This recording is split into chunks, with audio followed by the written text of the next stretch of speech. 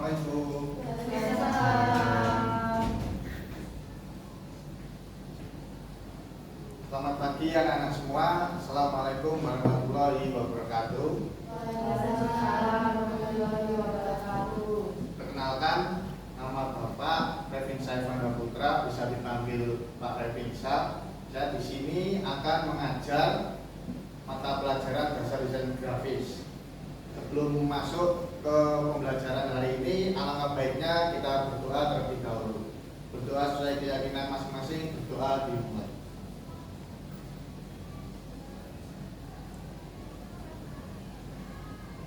Berdoa selesai. Untuk selanjutnya saya ingin cek kehadiran anak-anak semua. Mungkin nanti saya panggil satu persatu, anak-anak bisa mengajukan jarinya. Oke, yang pertama ada Zumratun Nisa. Yang kedua ada Najwa Ghania. Hadir Pak. Yang ketiga ada Sabin. Hadir Pak. Yang keempat ada Kumi Zadia. Hadir Pak. Oke, pada hari ini hadir semua ya anak-anak. Hadir Pak. Oke, baik. Oke, baik. Apakah anak-anak masih ingat pembelajaran pada pertemuan minggu kemarin? Oh, lupa. Mungkin saya jelaskan kembali ya, bahwa minggu kemarin kita sudah membahas tentang unsur-unsur dalam desain grafis, dan pada kali ini kita akan membahas materi tentang prinsip-prinsip dalam desain grafis. Oke. Mungkin saya butuh waktu sebentar untuk menyiapkan PPT-nya pada pembelajaran hari ini.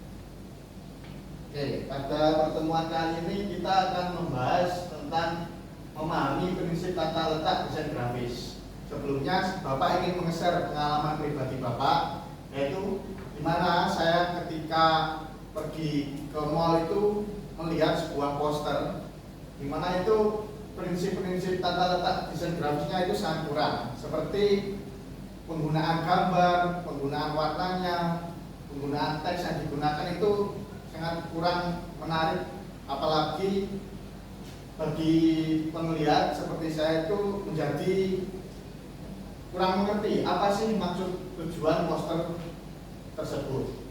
Jadi pada pertemuan kali ini sangatlah penting untuk kita semua, karena kita akan membahas prinsip tata letak desain grafis agar ketika kita membuat poster maupun infografis atau desain grafis yang lain, kita bisa membuat dengan menarik, estetik, dan yang lainnya agar tujuan dari poster yang kita buat dapat tercapai dan pengelihat tidak merasa kebingungan. Oke. Yang pertama yaitu definisi dari prinsip tata letak desain grafis tersendiri, yaitu tata letak atau layout merupakan usaha untuk menyusun atau menata atau memadukan elemen-elemen atau unsur-unsur komunikasi grafis seperti teks, gambar, tabel, dan lain-lainnya. Tujuan utama layout adalah menampilkan elemen gambar dan teks agar menjadi komunikatif dalam sebuah cara yang dapat memudahkan membaca menerima informasi yang disajikan.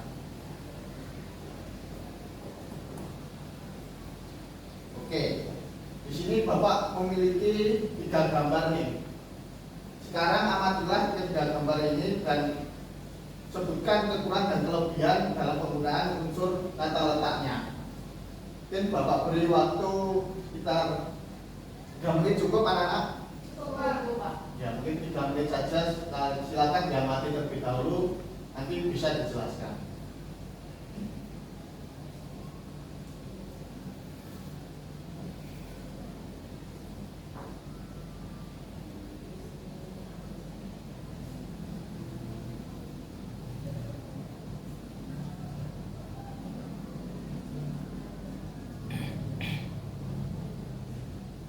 Oke, mungkin sudah cukup anak-anak.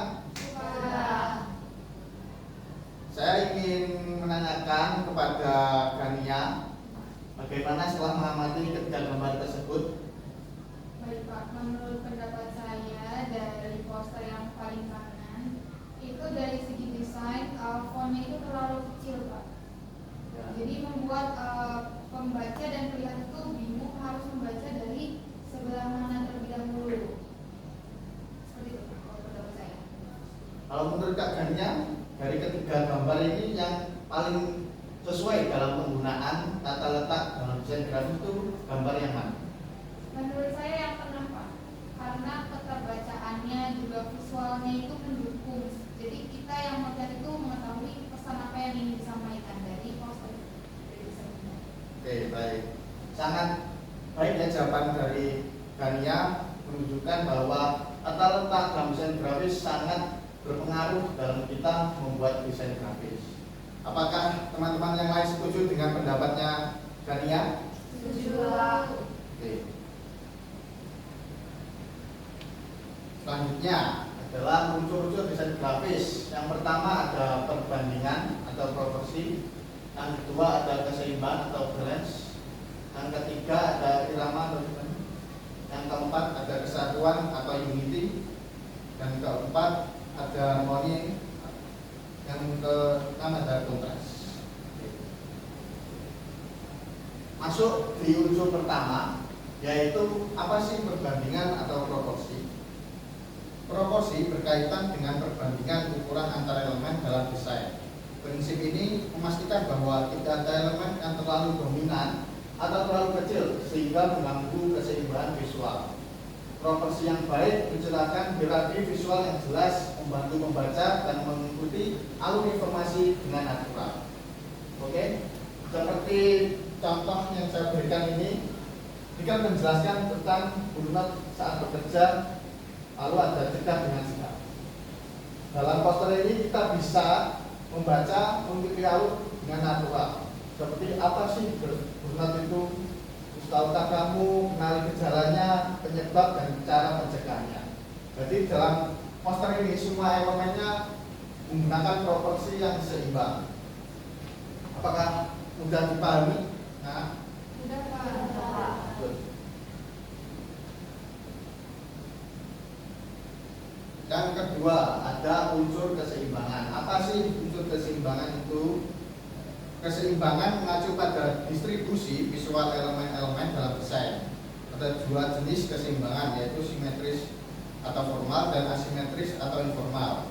Keseimbangan simetris memberikan kesan stabil dan formal, sementara keseimbangan asimetris menciptakan dinamika yang lebih menarik dan tetap mempertahankan stabilitas.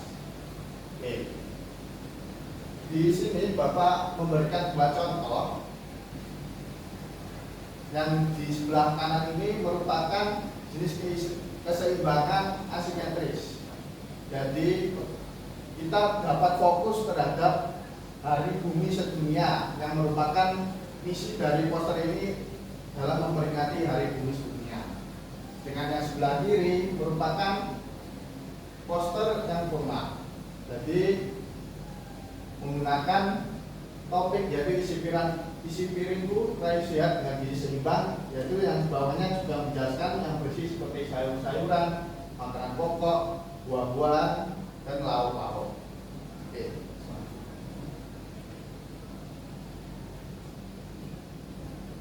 Prinsip selanjutnya yaitu irama.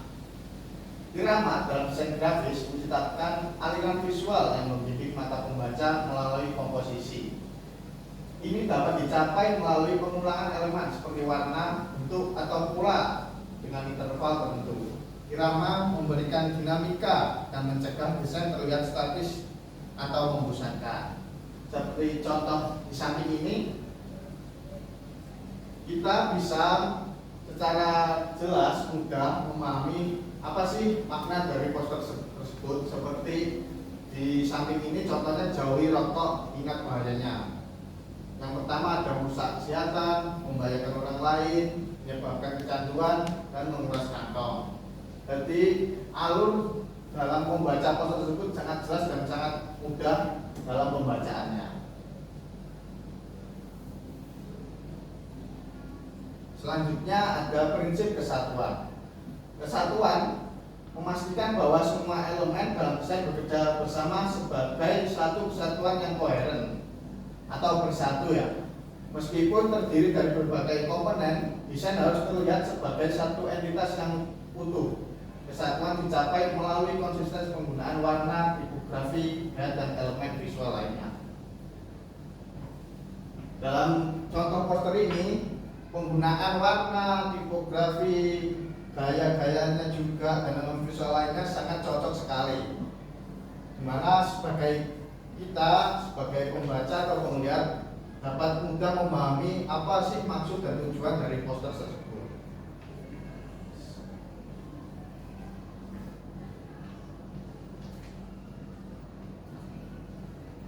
Selanjutnya ada prinsip harmoni. Prinsip harmoni berkaitan dengan keselarasan antar elemen yang menciptakan perasaan nyaman dan menyenangkan bagi mata. Harmoni tidak berarti semua elemen harus sama, tetapi mereka harus saling melengkapi dan mendukung pesan yang ingin disampaikan. Harmoni warna, bentuk, dan komposisi menciptakan desain yang estetis dan mudah dipahami. Seperti contoh desain tersebut, yang dimana maksud dari poster tersebut merupakan keberagaman Indonesia atau Bhinneka Tunggal Ika dengan menggunakan elemen-elemen warna maupun bentuk gambar yang merupakan keberagaman yang ada di Indonesia. Jadi kan tidak patut juga ya kalau keberagaman tapi gambar atau elemen yang digunakan itu cuma sedikit, hanya satu saja, itu kan juga kurang harmoni. Prinsip selanjutnya adalah kontras. Kontras berfungsi untuk mengindahkan perbedaan yang jelas antar elemen, sehingga informasi penting dapat menonjol. Kontras dapat dicapai melalui perbedaan warna, ukuran, bentuk, tekstur, atau ruang kosong.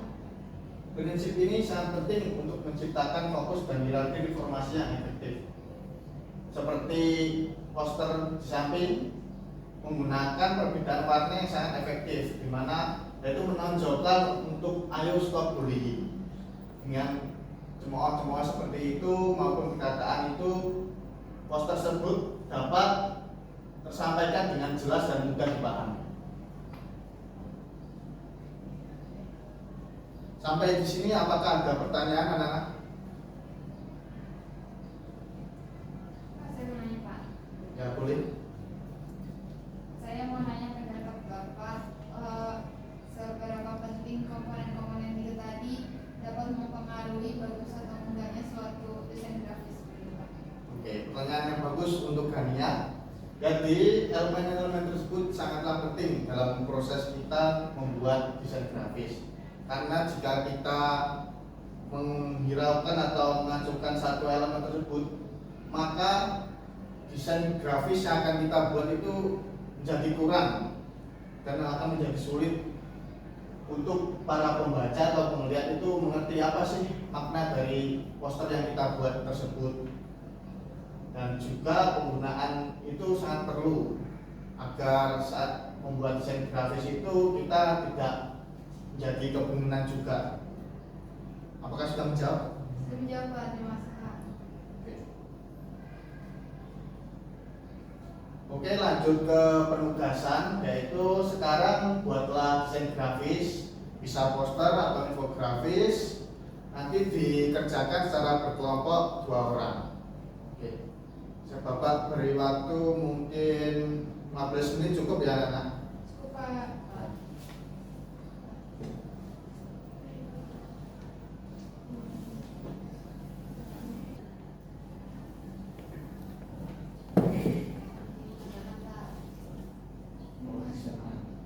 Ini poster ya berarti ya? Bagus. Jangan lupa prinsip keenam tadi pakai kamu buat.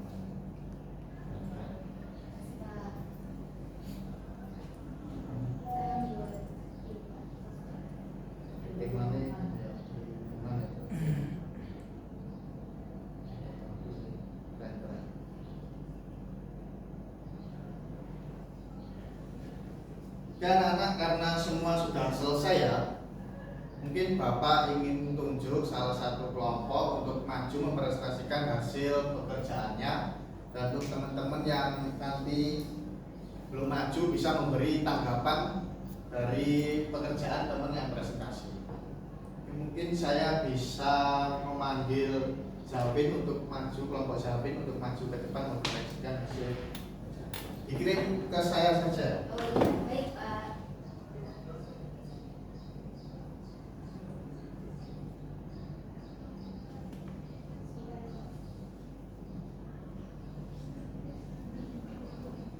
Ini ya. Ya. Ya silakan maju ke depan. Untuk teman-teman yang belum maju diperhatikan ya temannya yang maju. Dan nanti silakan memberi tanggapan. Assalamualaikum warahmatullahi wabarakatuh. Kita dari kelompok 2 akan mempresentasikan hasil poster kita yang bertemakan bumi. Judulnya buanglah sampah pada tempatnya. Dan poster kita mengangkat tema yang memang Indonesia ini lagi arjen-arjennya yang ada di Indonesia ya teman-teman. Karena kan sekarang kan banyak jadi kita membuat poster untuk mempergerakkan seluruh rakyat Indonesia untuk membuang sampah pada tempatnya. Nah, prinsip yang kita gunakan seperti gambar awal ini termasuk keseimbangan asimetris, benar ya Pak? Ya benar sekali, karena elemennya itu ya. Ya, elemennya ada yang di atas, ada yang di samping kanan ke kiri, jadi semuanya seimbang. Sudah Kak. Sudah, mungkin dari kelompoknya Gania ingin memberi Apakah tanggapan kepada kelompoknya Zawin. Baik, saya ingin memberi tanggapan dari poster ini. Kalau menurut saya warnanya ini sudah sesuai dengan warna-warna lingkungan, jadi warnanya hijau sudah cocok. Penggunaan fontnya juga sudah terbaca bagi audiens. Kurang lebih dari saya seperti itu Pak. Oke, baik. Kita beri tepuk tangan untuk kelompok Zawin. Oke, kelompok Zawin bisa kembali ke tempat duduknya. Masuk Pak. Ya. Oke, penilaian dari Bapak sendiri terhadap pekerjaan kelompok Zawin sangat bagus dan menarik dengan penggunaan elemen-elemennya, dan sangat bisa mudah terbaca sekali ya tujuan poster tersebut tentang buanglah sampah pada tempatnya. Mungkin saran sedikit dari saya bisa menambahkan seperti elemen gambar atau gambar sampah ya.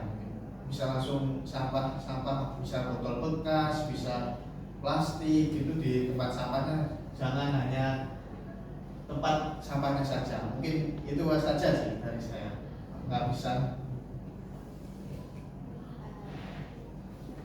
Oke, untuk pertemuan kali ini yang maju presentasi cukup satu kelompok saja karena waktu yang terbatas ya.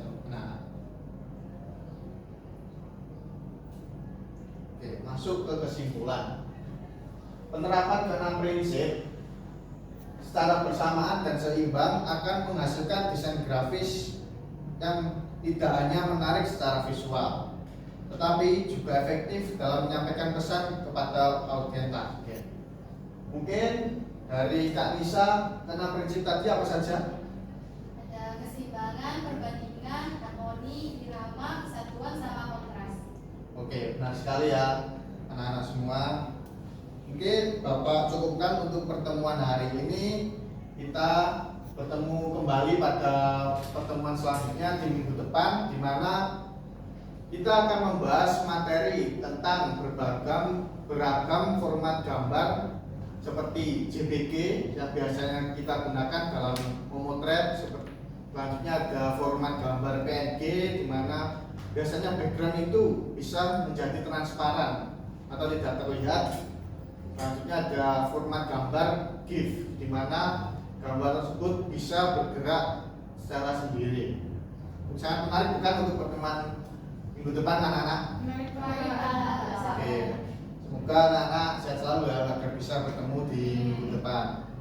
Mungkin Bapak cukupkan untuk pertemuan kali ini. Wassalamualaikum warahmatullahi wabarakatuh.